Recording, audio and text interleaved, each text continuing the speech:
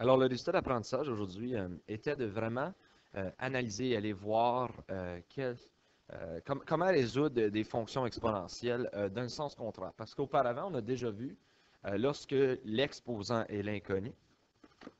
Alors, si jamais je regarde, mettons, on avait découvert que si j'avais 3 exposants x est égal à 27, on était capable soit de résoudre ceci par tâtonnement ou par une méthode algébrique, on pourrait dire, ben, 3 exposants x est égal à 3 exposant 3.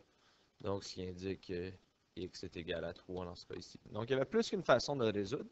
Et là, aujourd'hui, on a regardé un petit peu le contraire. On a regardé lorsque c'est la base de l'exposant qui est l'inconnu. Donc, nécessairement, le x est ici au lieu d'être comme exposant. Et comment est-ce qu'on peut déterminer la valeur de x qui va nous donner 27 dans un scénario comme ça. On a également vu qu'est-ce qui arrive à des fonctions si algébriquement on fait varier certaines variables ou si algébriquement on fait certaines variables devenir des constantes. Alors, en premier, on a donné un exemple assez simple. X au carré est égal à 25. Donc, on a vu depuis la 10e ou 9e, 10e année que la racine carrée peut annuler un exposant 2. Mais si je le fais d'un côté, il faut également que je le fasse de l'autre. Donc, ce qui me reste avec x est égal à 5. Je n'ai pas un exemple banal parce que vous savez que 5 au carré est égal à 25. Mais là, on a démontré en classe que on peut également dire exposant une demi. Parce qu'on a déjà vu auparavant dans l'unité 2 qu'un exposant une demi, c'est la même chose que la racine carrée. Et la raison pour laquelle ceci fonctionne, c'est la loi des exposants. Parce que si j'ai un exposant qui a un exposant, je dois les multiplier. Donc, ça devient x exposant 2 fois une demi. Et 2 fois une demi, c'est simplement 1. Donc, ce qui veut dire, ça, effectivement, il s'annule lorsque tu as 2 exposant une demi. Mais je dois le faire de l'autre côté aussi, ce qui m'amène encore à x est égal à 5. Donc, on peut utiliser un exposant rationnel pour éliminer ceci. Alors, si je regarde l'exemple qu'on avait au début de la leçon, x exposant 3 quarts est égal à 27. Donc, je veux savoir quelle valeur de x va me donner 27. Dans ce cas ici, il serait préférable de penser, OK, je veux utiliser des exposants rationnels, donc je dois ajouter un exposant b, ou qu'est-ce que la lettre de ton choix, qui va annuler 3 quarts. Alors, ça serait 3 quarts fois quoi est égal à 1, puisque je veux que l'exposant soit 1. Alors là, on en a jasé pendant beaucoup de temps. Vous avez dit, ben, écoute, 1 quart fois 4 est égal à 1, et 3 divisé par 3 est égal à 1. Donc là, maintenant, regardez, ces deux-là s'annulent, ces deux-là s'annulent, ça me donne 1. Ce qui est intéressant, c'est que 4 tiers, c'est exactement le contraire de 3 quarts. Donc dans ce cas ici, je pouvais dire exposant 4 tiers d'un côté, ils vont s'annuler, mais je dois aussi le faire de l'autre côté. Ce qui veut dire j'ai que x est égal à 27 exposant 4 tiers. Et là, on a vu auparavant dans l'unité comment résoudre ceci. Ça, c'est la même chose que dire x est égal à 27 exposant 1 tiers exposant 4. Alors 27 exposant 1 tiers, c'est 3. Et finalement, 3 exposant 4, c'est 81. Puis il y a toujours manière de vérifier est-ce que j'ai bien et bien trouvé le bon x en utilisant une calculatrice. Donc, si je veux faire la vérification de ce que je viens juste de faire, ça voudrait dire que 81 exposant 3 divisé par 4 devrait me donner 27. Et voilà. Donc, oui, effectivement, j'ai fait les bons étapes. Donc, ce qui nous amène à la conclusion que B sur A, lorsque tu as un exposant x exposant A sur B est égal à C, tu n'as qu'à faire B exposant B sur A des deux côtés. Et ça va annuler parce que A sur B fois B sur A, ça te donne 1. Alors, un exemple, voilà, celui-ci. Un petit peu plus facile ou un petit peu plus difficile parce que là, je vais avoir besoin de ma calculatrice. J'ai x exposant 3 cinquièmes est égal à 500. Alors, si je veux annuler le 3 cinquièmes, je vais devoir faire exposant 5 tiers. Donc là, 3 cinquièmes exposant 5 tiers, ça va s'annuler, mais je dois le faire de l'autre côté aussi. Ce qui veut dire que x est égal à 500 exposant 5 tiers. Et là, auparavant, on disait, OK, maintenant, tu peux faire, OK, x est égal à 500 exposant 1 tiers exposant 5. Mais 500 exposant 1 tiers, ça n'existe pas dans un chiffre rond. Donc, je ne peux pas trouver c'est quoi le chiffre qui se multiplie par lui-même 3 fois pour me donner 5. Donc, je peux laisser faire cette partie ici. Je peux retourner à 500 exposant 5 tiers parce qu'il n'y a aucune façon de simplifier ceci. Et je peux aller chercher ma calculatrice. Oups. Puis je peux le calculer. 500 exposant 5 divisé par 3. Ça va me donner à peu près... Oh, j'ai bien écrit.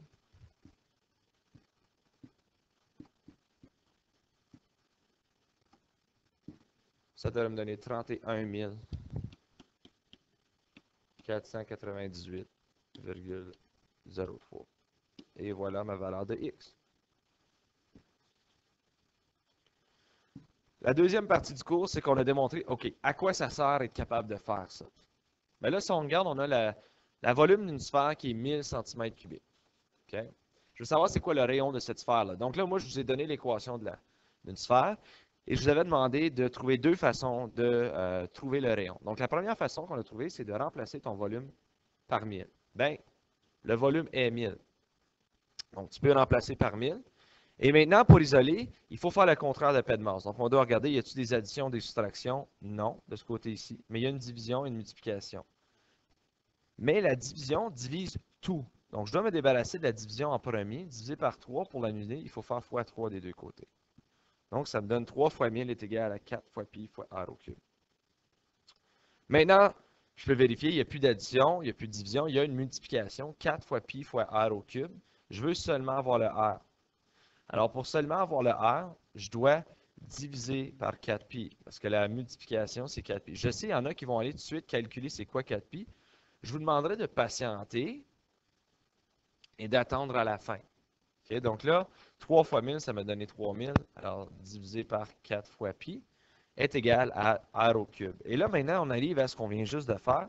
Pour avoir simplement r, on doit faire exposant 1 sur 3 pour annuler l'exposant 3. Là, on doit le faire des deux côtés. Ce qui va donc me donner 3000 sur 4 pi est égal à exposant 1 tiers est égal à r exposant 3 exposant 1 tiers. Et maintenant, ces deux-là vont s'annuler. Je vais juste avoir R de ce côté-ci et je peux aller calculer ceci, ce qui va me donner 6,2 cm est égal à mon rayon. Et là, la deuxième méthode, pas même indifférente, mais la deuxième méthode qu'on a trouvée en salle de classe, c'est qu'on ne va pas substituer le 1000 tout de suite dans le V.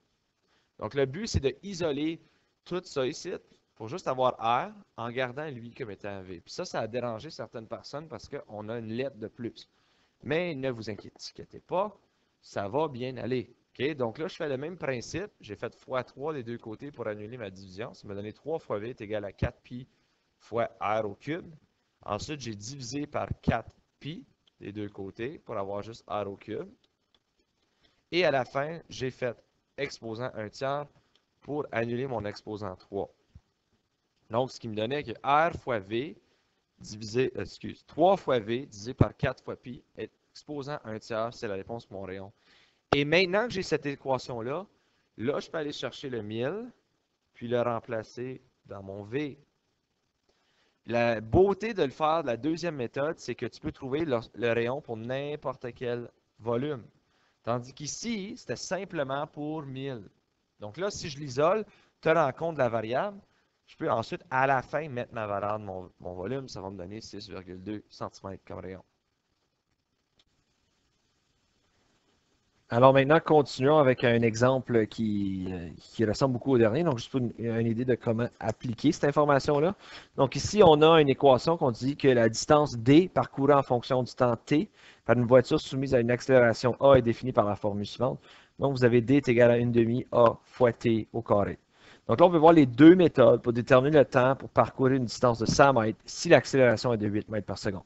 Alors, il y a toujours la première méthode qu'on a vue, qui était de faire la substitution dès le début. Donc, ton équation, c'est D est égal à 1/2 fois A fois T au carré. Donc là, tu vois que ta distance, c'est 100 mètres. Donc, je sais que je vais pouvoir substituer mon D par 100 dans la première méthode dès le début. Et mon accélération est 8 mètres par seconde. Donc, fois 8 fois T au carré. Alors, si je suis en train de faire la méthode numéro 1 et je veux isoler ceci, donc, une des choses que tu peux faire dès le début, 1/2 fois 8, right? C'est deux constantes qui se multiplient, donc tu pourrais calculer ça dès le début. 1/2 fois 8, c'est 4. Maintenant, une fois que j'ai fini ça, je vois que je veux annuler la multiplication, donc je peux diviser par 4 des deux côtés.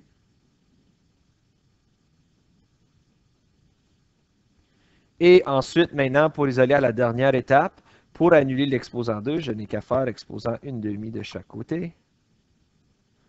Donc, les deux vont s'annuler, le 2 et le 1/2 vont s'annuler, et 25 exposant 1/2, ça me donne 5. Donc, 5 secondes serait la durée de temps ici pour faire 100 mètres avec une accélération de 8 mètres par seconde carré.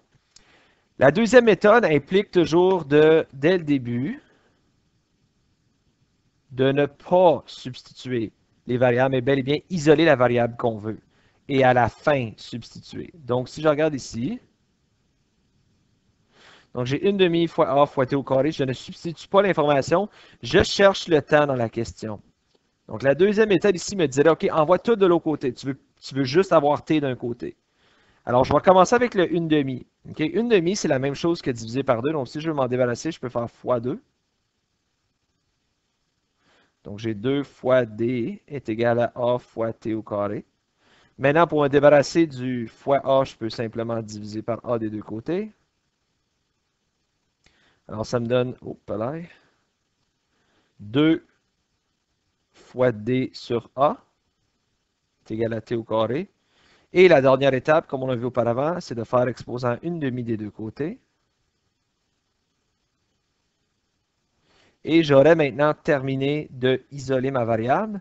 Ça me donnerait donc que j'ai 2... Pourquoi je vais toujours écrire le D en premier, pardon? J'ai 2 fois D sur A exposant 1/2 qui serait égal à mon T. Donc maintenant que j'ai tout isolé ceci, maintenant je peux utiliser la substitution et je peux remplacer mon information. Donc je remplace le D et le A dans mon équation. Donc le D était 100, donc 2 fois 100, et le A était 8. Et maintenant ça va donc me donner 200 sur 8 exposant 1/2 est égal à T. 200 divisé par 8, ça c'est 25.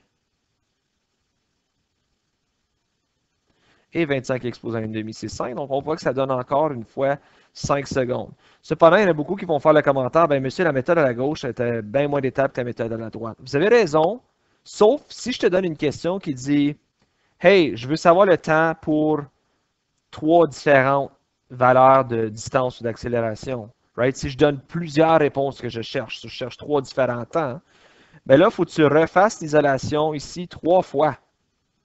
Tandis que si tu l'as isolé une fois jusqu'à cette étape-là, et maintenant, tout ce que tu as à faire, c'est juste mettre les valeurs dans D, dans A. Donc, c'est plus efficace de cette façon-là. La prochaine partie, c'est établir des liens entre des formules. Donc, si je vous donne une formule, mais je dis que certaines variables de cette formule-là vont varier, certaines autres variables, ils vont être constantes. Alors, si je regarde à ces formules ici, OK, donc là, je dis le volume d'un compte, c'est pi fois r au carré fois h divisé par 3.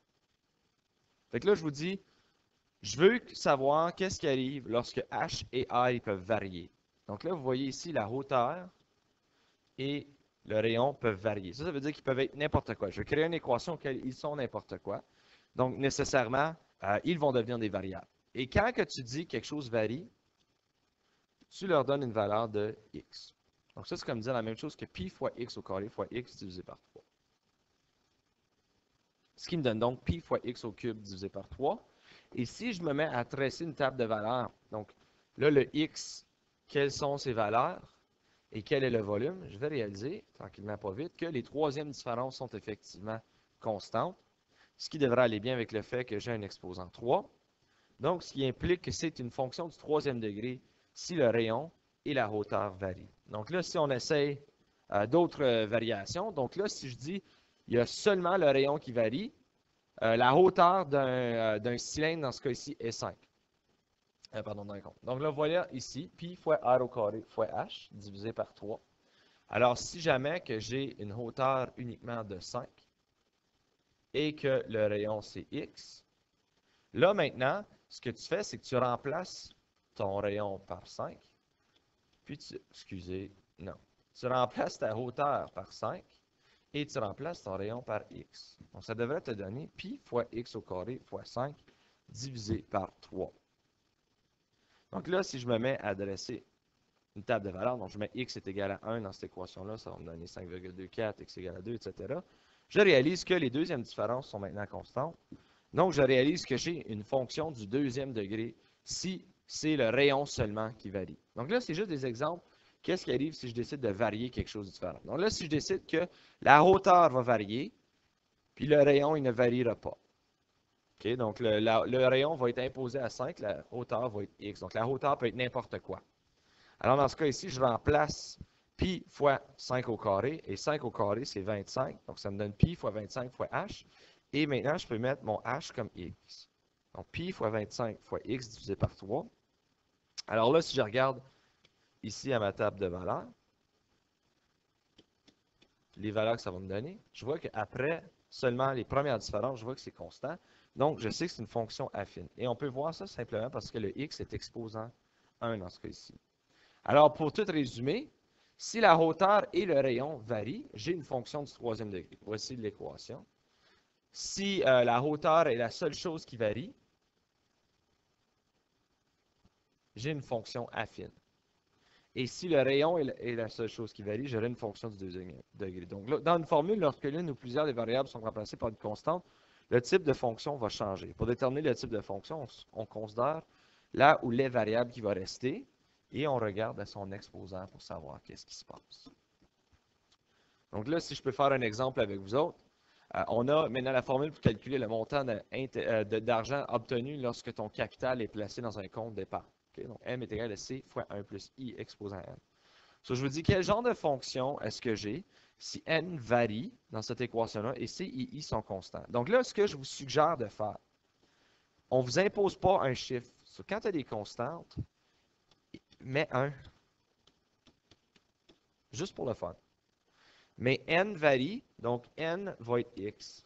Alors, va dans ton équation ici et change cette information-là. Ça me donne que M est égal à C, c'est 1 fois 1 plus 1 exposant x. Donc ça me donne que m est égal à 2 exposant x. Alors là, je vois que l'exposant est un x, donc je sais que c'est une fonction exponentielle. Si seulement